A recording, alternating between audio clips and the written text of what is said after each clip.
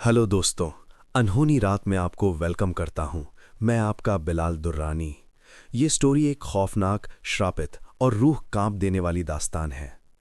ये कहानी है एक पुराने सुनसान पहाड़ी इलाके में बने अंबे मां के मंदिर की, जहां लोग दिन में भी धीरे कदम रखते थे और रात में वहां से गुजरना तो मौत को दावत देने जैसा समझा जाता था। शहर से लगभग 40 किलोमीटर दूर घने जंगल और टूटी हुई सड़क के बीच एक छोटी सी पहाड़ी पर बना था वो मंदिर। दिन में देखने पर वो बिल्कुल आम लगता था। लाल रंग की दीवारें, पुरानी घंटियां, हवा में हिलता हुआ एक लंबा सा पीपल का पेड़। लेकिन रात में सब कुछ बदल जाता था। लोग कहते थे कि रात के 3 बजे मंदिर की सब घंटियां एक साथ बजती हैं, बिना किसी इंसान के छुए। और उस वक्त मंदिर के अंदर से ऐसी चीखने की आवाज आती है जो सीधा दिल में घुस जाए। इस कहानी की शुरुआत होती है रवि से। रवि एक यूट्यूब व्लॉगर था। हॉरर एक्सप्लोर करना उसका शौक भी था और प्रोफेशन भी। उसने सुना था अंबे मां के मंदिर के बारे में, कि वहां रात को अजीबो गरीब चीजें होती हैं। पहले तो उसने इसे बस एक और लोकल मिथ समझा, लेकिन जब उसे पता चला कि पिछले 5 सालों में 7 लोग उस जगह से लापता हो चुके हैं, तब उसकी क्यूरियोसिटी और बढ़ गई। गांव वाले कहते थे, मंदिर श्रापित है, मत जाओ। लेकिन रवि हंसता था, ये 2026 है, भूत प्रेत कुछ नहीं होता। एक रात रवि अपना कैमरा, ट्राइपॉड और टॉर्च लेकर निकल पड़ा। उसने अपनी लाइव रिकॉर्डिंग स्टार्ट की। दोस्तों, आज हम पहुंच चुके हैं अंबे मां के मंदिर, जहां के बारे में कहा जाता है कि रात में यहां रूहें भटकती हैं। हवा तेज चल रही थी, जंगल से पत्तों की सरसर आवाज आ रही थी। दूर से किसी जानवर की चीख जैसी आवाज गूंज रही थी। जब रवि मंदिर के दरवाजे तक पहुंचा, उसने देखा दरवाजा आधा खुला हुआ था। हवा के झोंके से वो धीरे धीरे हिल रहा था। उसने कैमरा को अपनी तरफ घुमाया और मुस्कुरा कर बोला, देखते हैं कितना हॉन्टेड है ये जगह। जैसे ही उसने दरवाजा पूरा खोला, एक ठंडी हवा का झोंका उसके चेहरे से टकराया। अंदर अंधेरा इतना गहरा था कि टॉर्च की रोशनी भी कम लग रही थी। मंदिर के बीच में अंबे मां की मूर्ति लगी हुई थी।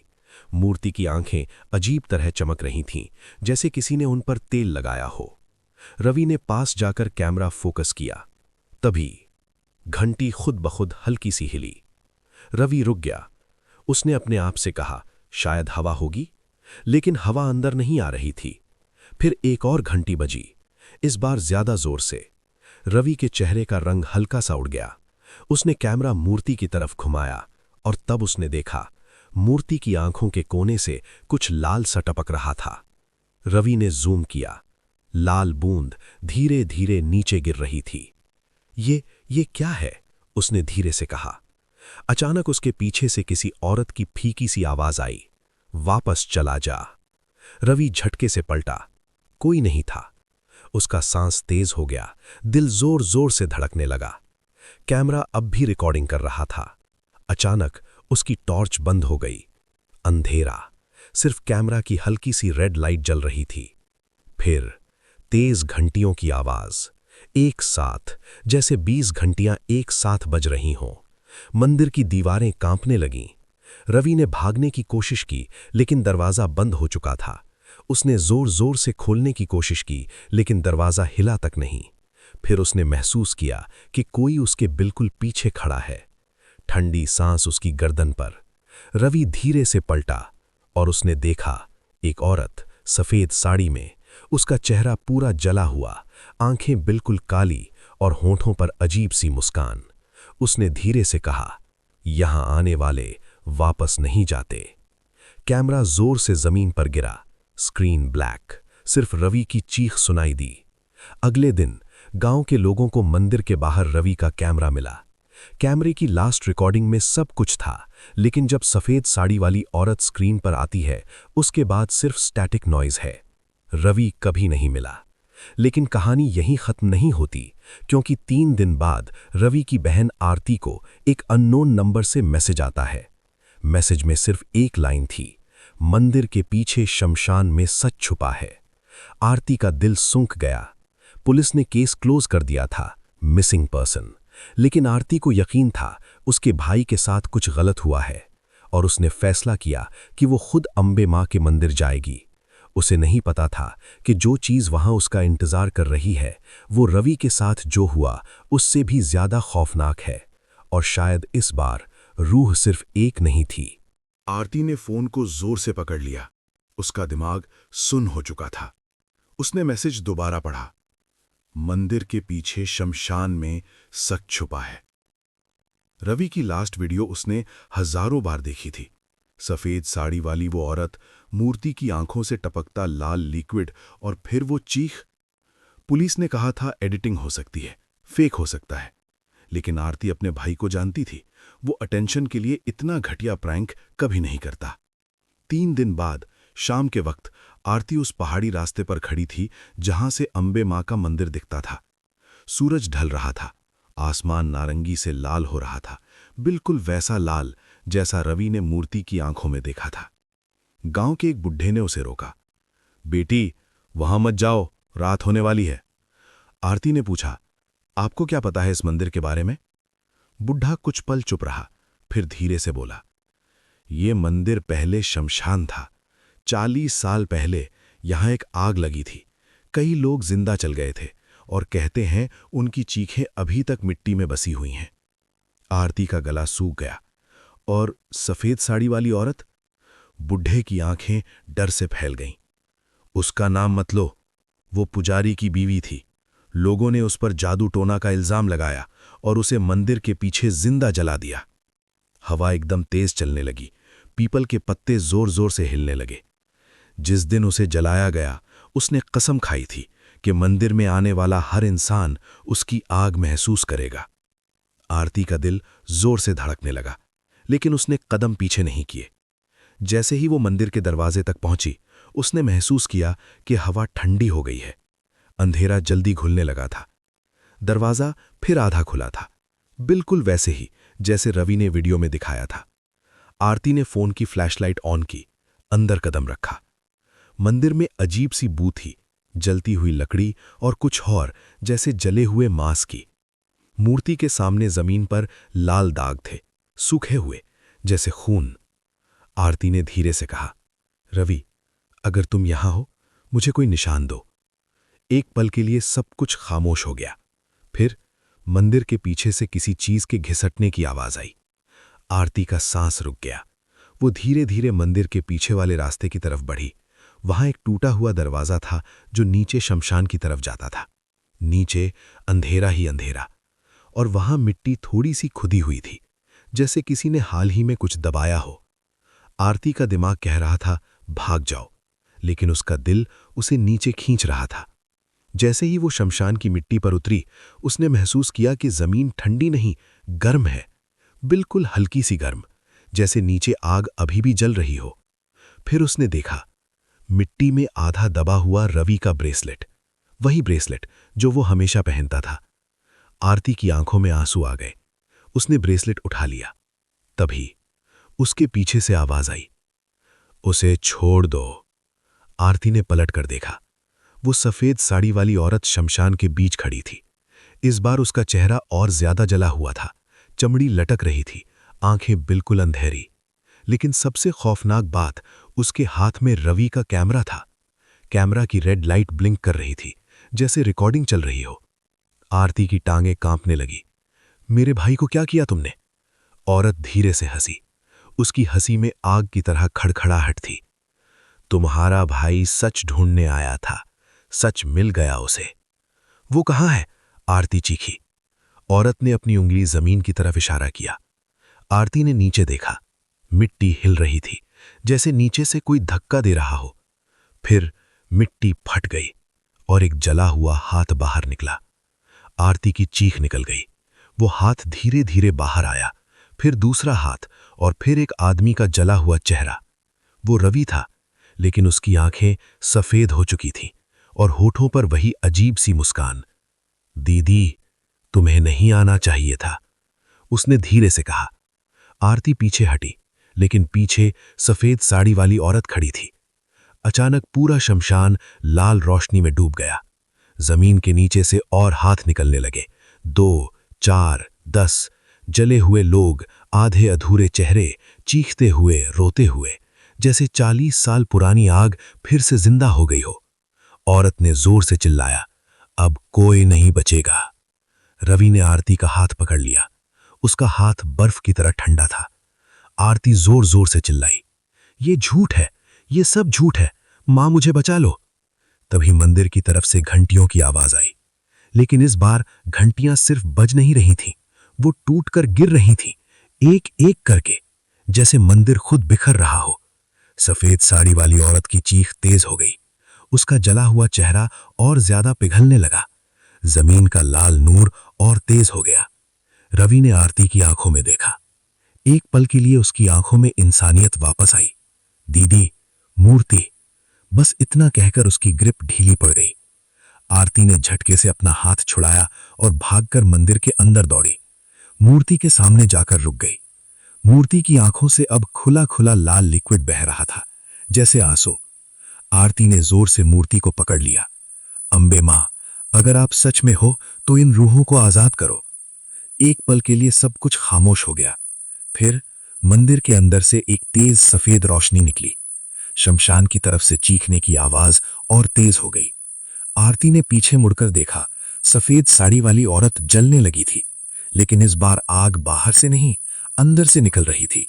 वो चिल्लाई, ये मंदिर मेरा है। और फिर सब कुछ अंधेरा हो गया। आरती बेहोश होकर गिर पड़ी। सुबह हुए जब उसकी आंख खुली तो मंदिर बिल्कुल शांत था। शमशान की मिट्टी बिल्कुल सीधी थी। कोई हाथ नहीं, कोई लाल रोशनी नहीं, जैसे कल रात कुछ हुआ ही ना हो।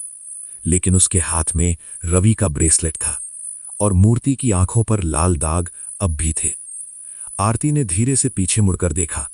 मंदिर के दरवाजे पर दीवार पर लिखा था, एक और बाकी है। आरती का खून जम गया। एक और का क्या मतलब? कितनी रूहें और बंद हैं? और क्या सफेद साड़ी वाली औरत सच में खत्म हो गई, या वो सिर्फ शुरुआत थी? आरती की सांसें तेज हो गईं। उसने अपनी उंगलियों से दीवार पर लिखे लफ्जों को छुआ। लाल रंग अभी गीला था, जैसे अभी अभी लिखा गया हो। सुबह की रोशनी मंदिर के अंदर आ रही थी, लेकिन फिर भी हवा में अजीब सी ठंडक थी। आरती ने तुरंत फोन निकाला और दीवार की तस्वीर ले ली। जैसे ही उसने कैमरा स्क्रीन देखी, तस्वीर में दीवार साफ थी, कोई लफ्ज नहीं। उसका गला सूख गया। वो धीरे धीरे पीछे हटी। ये सब मेरे दिमाग का धोखा है, उसने खुद से कहा। तभी मंदिर की सब घंटियां एक साथ हल्की सी हिली, सिर्फ एक पल के लिए। आरती जम सी गई। उसने मूर्ति की तरफ देखा। मूर्ति की आंखें अब साफ थीं, लाल दाग गायब, लेकिन मूर्ति के होंठों पर हल्का सा कर्व था, जैसे वो मुस्कुरा रही हो। आरती ने ब्रेसलेट अपनी जेब में रखा और बाहर निकल गई। उसे लगा था सब खत्म हो गया, लेकिन कहानी अब शुरू हुई थी। गांव लौटकर उसने बूढ़े को सब बताया। बूढ़ा चुप रहा, फिर धीरे से बोला, उस रात तुमने उसे जलते देखा? आरती ने हाँ में सिर हिलाया। बूढ़ा गहरी सांस लेकर बोला, फिर वो कमजोर हुई है, लेकिन खत्म नहीं हुई। कौन थी वो? आरती ने पूछा। बूढ़े ने आसमान की तरफ देखा। उसका नाम शांता था, पुजारी हरिराम की बीवी। लोग कहते थे कि उस पर देवी आती थी, लेकिन गांव वालों ने उसे डायन समझ लिया।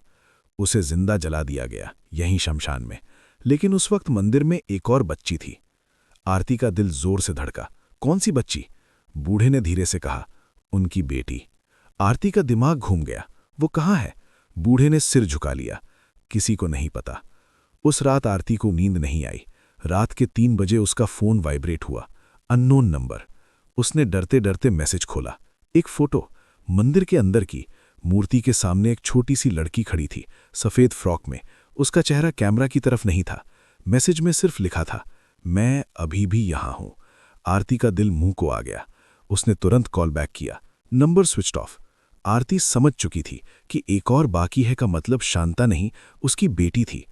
अगली रात बिना किसी को बताए आरती फिर मंदिर की तरफ निकल पड़ी।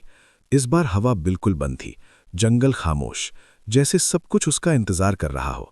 मंदिर के पास पहुंचकर उसने देखा, दरवाजा पूरा खुला था, अंदर अंधेरा। लेकिन इस बार एक हल्की सी लोरी की आवाज आ रही थी, जैसे कोई माँ अपनी बच्ची को सुला रही हो। आरती के पैर लरज रहे थे। वो धीरे धीरे अंदर गई। मूर्ति के सामने एक छोटी सी परछाई खड़ी थी। हेलो, आरती ने धीरे से कहा। लड़की ने अपना सिर धीरे धीरे घुमाया।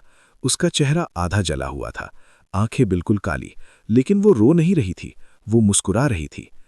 आप मेरी मम्मी को जलते हुए देखकर चली गईं, लड़की ने धीरे से कहा। आरती का दिमाग सुन्न हो गया। मैंने तुम्हारी मम्मी को बचाने की कोशिश की। लड़की की गर्दन अजीब एंगल पर झुक गई। देर हो चुकी थी। तभी मंदिर का दरवाजा जोर से बंद हो गया। घंटियां खुद बजने लगी, इस बार और तेज। जमीन फिर गर्म होने लगी। मूर्ति की आंखों में फिर लाल रोशनी भरने लगी। लड़की ने हाथ उठाया। मंदिर की दीवारें काली पड़ने लगी, जैसे आग फिर से भड़क रही हो। आरती चीखी, तुम क्या चाहती हो? लड़की की आवाज बदल गई। अब उसमें दो आवाजें थीं, एक बच्ची की और एक शांता की। हमें आजादी चाहिए, लेकिन खून के बदले खून। आरती का सांस रुक गया। कौन सा खून? लड़की ने सीधा उसकी तरफ देखा।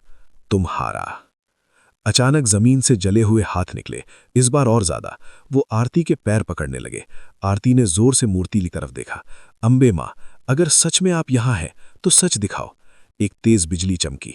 मंदिर का छत एक पल के लिए रोशन हुआ और आरती ने देखा, मूर्ति के पीछे एक पुराना लोहे का संदूक था। उस पर ताला लगा हुआ था। लड़की ने तेज चीख मारी। नहीं!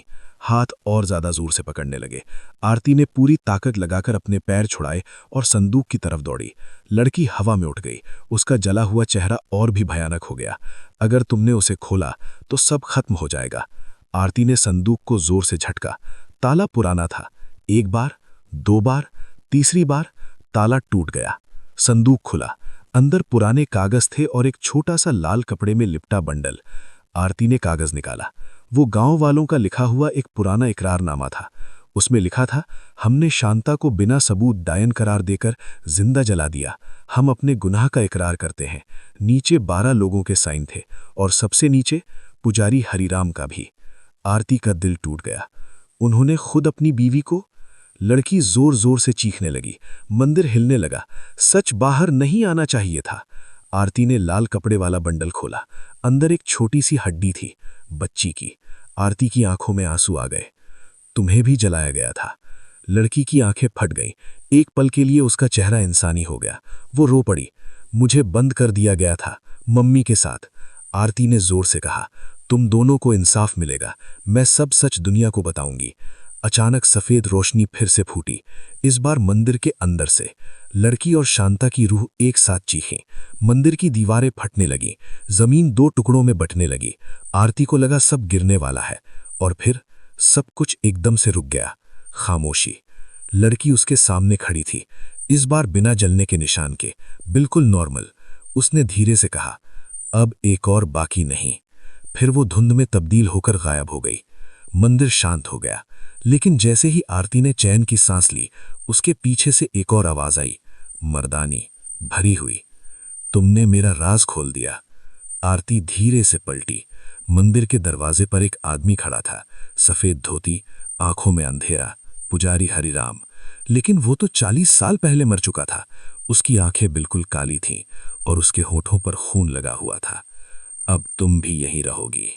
पुजारी हरिराम की आवाज मंदिर की दीवारों से टकराकर गूंज उठी। आरती का जिस्म सुन्न हो गया। उसकी आंखें उस आदमी पर जम गईं जो 40 साल पहले मर चुका था, लेकिन इस वक्त बिल्कुल जिंदा खड़ा था। उसकी त्वचा राख जैसी सफेद थी, आंखें अंधेरे के 2 कुएं और होठों पर ताजा खून। तुमने उन्हें आजाद कर दिया, उसने धीरे से कहा, लेकिन मुझे नहीं। आरती का गला सूख गया। तुमने अपनी बीवी और बेटी को जलने दिया? हरिराम की गर्दन टेढ़ी हो गई। एक खतरनाक हंसी उसके गले से निकली। वो दोनों कमजोर थे। गांव वालों को बलि चाहिए थी। अगर मैं मना करता तो मुझे जला देते। मैं जिंदा रहना चाहता था। आरती की आंखों में गुस्सा भर गया। इसलिए तुमने उन्हें मरने दिया? हरिराम की आंखें लाल चमकने लगीं। मैंने सिर्फ उन्हें मरने नहीं दिया, मैंने उनकी आग को अपने अंदर कैद कर लिया। अचानक मंदिर का दरवाजा खुद ब खुद बंद हो गया। घंटियां टूटकर जमीन पर गिरने लगीं। हवा में जलती हुई लकड़ी और मांस की बू फैल गई। हरिराम हवा में उठ गया। उसका जिस्म धीरे धीरे जलने लगा, लेकिन वो जल नहीं रहा था, वो आग को पी रहा था। ये मंदिर मेरा है, ये आग मेरी है। जमीन फट गई। नीचे लाल आग का समंदर था। चीखने की आवाजें, 12 लोगों की, जिनके सिन इकरारनामे में थे। आरती पीछे हटी, लेकिन दीवार उसके पीछे थी। हरिराम की आवाज़ और भारी हो गई। हर साल एक रूह मैं अपनी ताकत के लिए कुर्बानी लेता रहा, रवि भी। आरती का दिल टूट गया। रवि कहाँ है? वह चीखी। हरिराम ने हाथ उठाया। आग के अंदर से रवि का चेहरा उभर आया। उसका जिस्म जल चुका था, लेकिन आंखें जिंदा थीं। दीदी, उसकी आवाज़ दर्द से भरी हुई थी। आरती की आंखों से आंसू बहने लगे। उसे छोड़ दो। हरिराम हंसा। उसे बचाना है तो अपनी जान दो। मंदिर हिलने लगा, छत से पत्थर गिरने लगे। आरती ने मूर्ति की तरफ देखा। मूर्ति अब फिर से रोशन हो रही थी। उसके दिमाग में एक ख्याल आया। शांता और उसकी बेटी को आज़ादी सच दिखाने से मिली थी। हरिराम को भी सच से ही हराया जा सकता था। आरती ने जोर से चीख कर कहा, तुम डरपोक हो हरिराम, तुमने अपनी बीवी को मरने दिया। तुम पुजारी नहीं, कातिल हो। मंदिर में गूंज फैल गई। हरिराम की आंखें और लाल हो गईं। चुप। आरती रुकी नहीं। तुम देवी का नाम लेकर कुर्बानी देते रहे। तुमने लोगों को धोखा दिया।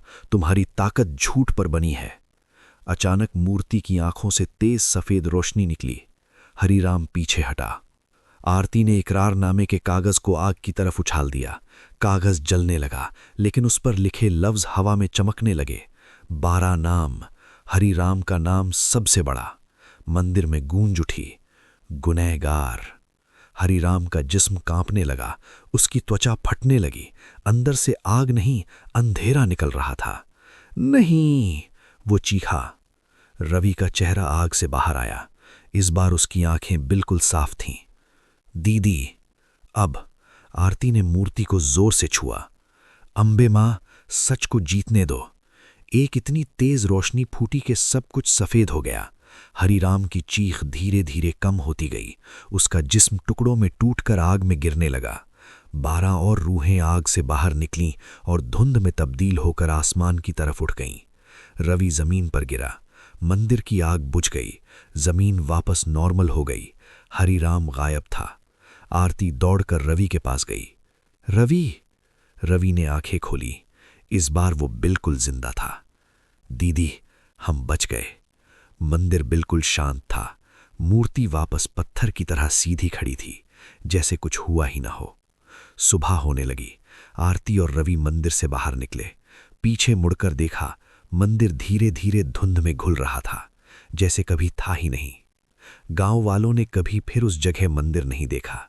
सिर्फ एक खाली पहाड़ी थी। लेकिन कहानी यहीं खत्म नहीं होती।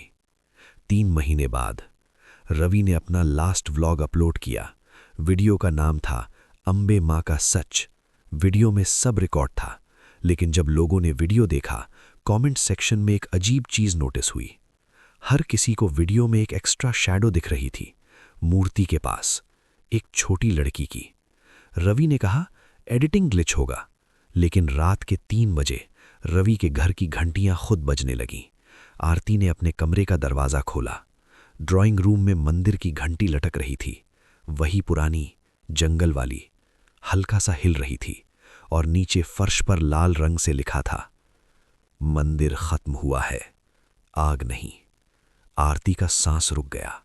कैमरा धीरे धीरे उस लफ्ज पर जूम करता है, और फिर स्क्रीन ब्लैक। सिर्फ एक बच्ची की हल्की सी हंसी सुनाई देती है।